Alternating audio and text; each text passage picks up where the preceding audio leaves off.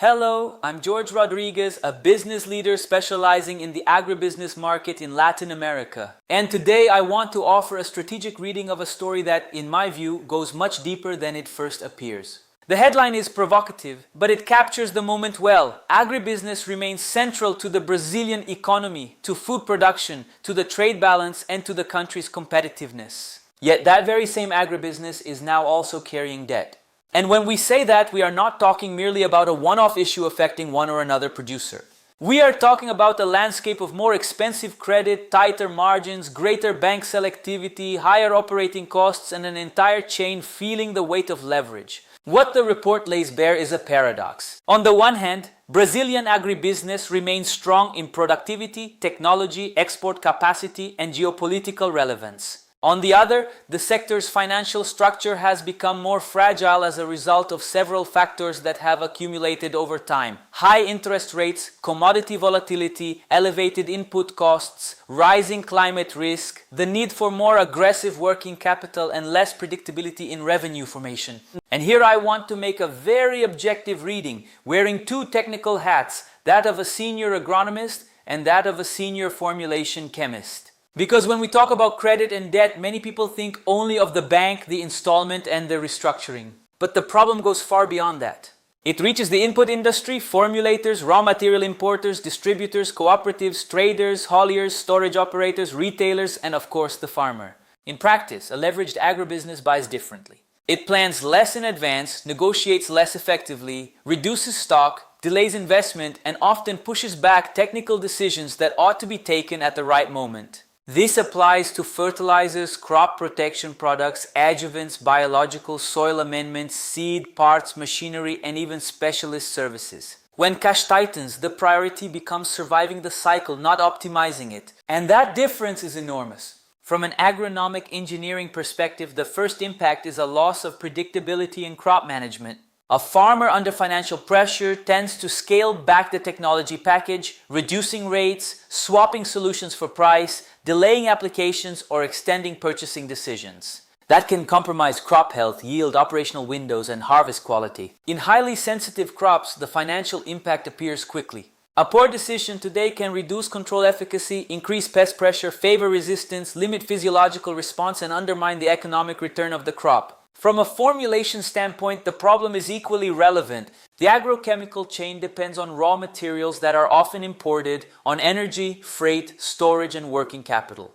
When credit tightens, distributors buy less, manufacturers produce more cautiously, and the industry faces heavier pressure on payment terms, pricing, and availability. This affects industrial planning, import scheduling, active ingredient purchasing, blend formulation, inventory control, and even the pace of new product launches. In other words, debt in the field does not stay in the field. It runs through the entire chain. Now, looking at the report through an economic and strategic lens, there is an important positive point. The debate around debt restructuring, special financing lines, and support mechanisms shows that the system is being forced to acknowledge a reality that many had delayed confronting. If properly structured, these measures can prevent a larger rupture, preserve productive capacity, stop viable producers being suffocated by a poor cyclical phase, and give them some breathing space to reorganize their finances. In capital-intensive sectors, time is a valuable asset. Sometimes a sound restructuring allows a business to get through a period of compressed margins without destroying wealth, without halting investment, and without compromising the next crop.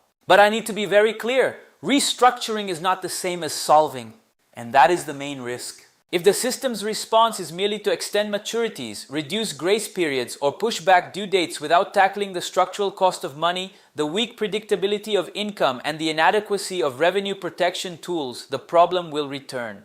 Perhaps even worse, because the bill still exists. It merely changes date. Another point of attention is that Brazilian agribusiness is not homogeneous. There are very different regions, crops, producer profiles, and capital structures.